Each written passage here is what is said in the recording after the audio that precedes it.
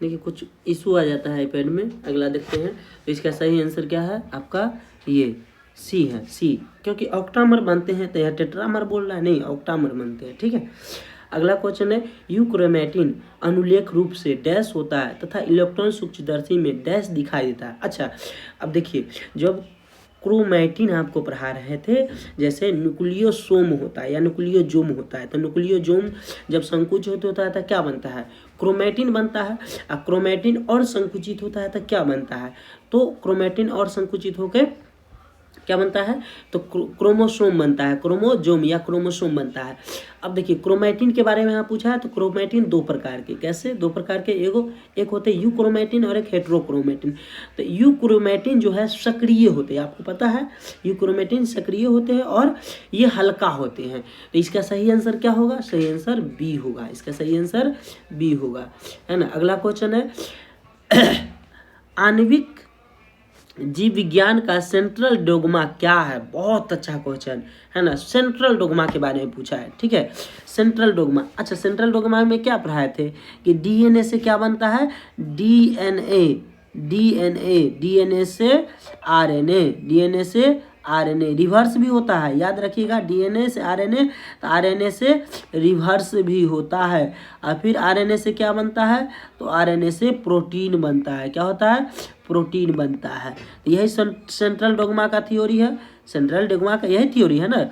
अब एक चीज़ और आपको इसमें बता दे, एक चीज़ और इसमें बता दे आपको कि देखिए जब रिवर्स ट्रांसक्रिप्शन कब होता है, जब आरएनए से डीएनए बनता है, रिवर्स, इसको क्या कहते हैं, रिवर्स ट्रांसक्रिप्शन, है ना। तो ये केवल विषाणु में होते हैं। रिवर्स ट्रांसक्रिप्शन जब आरएनए से डीएनए बनता है तो किस में होता है, तो विषाणु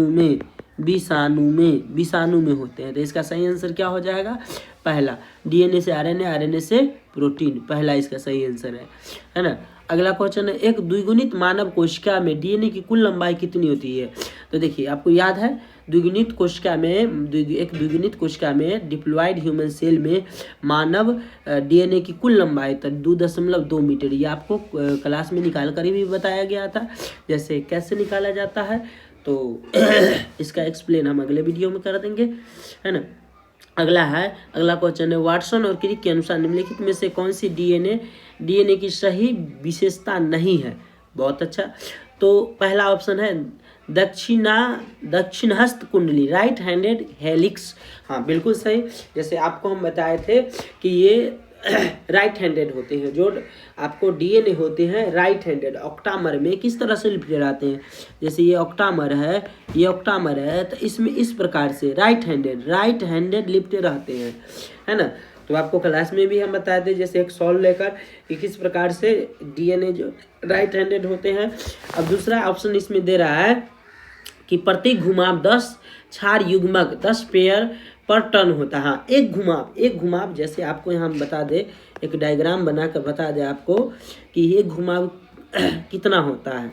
देखिए एक डायग्राम बनाते हैं, एक मिनट, देखिए आईपैड में कुछ इशू आ गया है, तो कभी देखिए डीएनए का एक घुमाव, है ना, तो ऐसे देखिए ये हो गया एक, ऐसे डीएनए का संरचना होता है, ये आपको पता है ऐसे, और इस प्रकार से ये होता है, ये ऐसे करके होता है।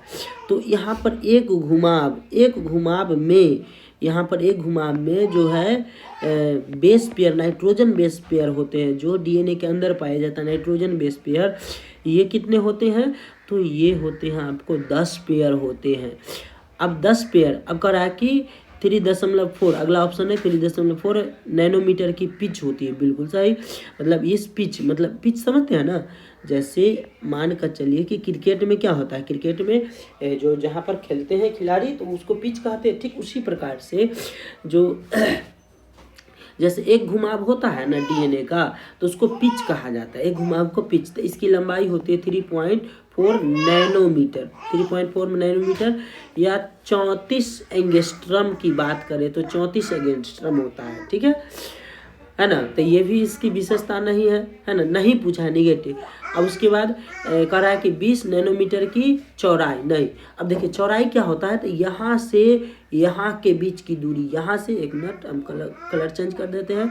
यहाँ चौड़ाई क्या होता है, तो जो बेस पेयर होते हैं, नाइट्रोजन बेस पेयर होते हैं, उसकी चौड़ाई कितनी होती है डीएनए के अंदर, तो इसकी चौड़ाई होती है 20 एंगस्ट्रम होती है, न कि 20 नैनोमीटर। तो इसका सही आंसर हो जाएगा डी।